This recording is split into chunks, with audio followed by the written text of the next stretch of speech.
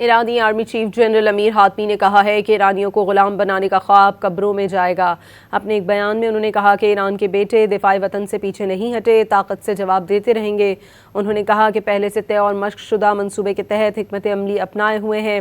Drone, फ़ज़ाई दिफा और navy भरपूर कोऑर्डिनेशन से काम कर रही है। ईरानी army chief general Amir Hatami ने कहा है कि ईरानियों को गुलाम बनाने का ख्वाब कब्रों में जाएगा। अपने एक बयान में उन्होंने कहा कि ईरान के बेटे दिफाई वतन से पीछे नहीं हटे, ताकत से जवाब देते रहेंगे। उन्होंने कहा कि पहले से तय और मशक शुदा मंसूबे के तहत हिकमत अमली अपनाए हुए हैं। ड्रोन, फ़ज़ाई दिफा और नेवी भरपूर कोऑर्डिनेशन से काम कर रही है।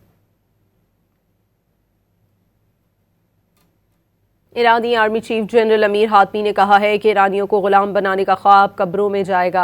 अपने एक बयान में उन्होंने कहा कि ईरान के बेटे दिफाई वतन से पीछे नहीं हटे, ताकत से जवाब देते रहेंगे। उन्होंने कहा कि पहले से तय और मशक शुदा मंसूबे के तहत हिकमत अमली अपनाए हुए हैं। ड्रोन, फ़ज़ाई दिफा और नेवी भरपूर कोऑर्डिनेशन से काम कर रही है।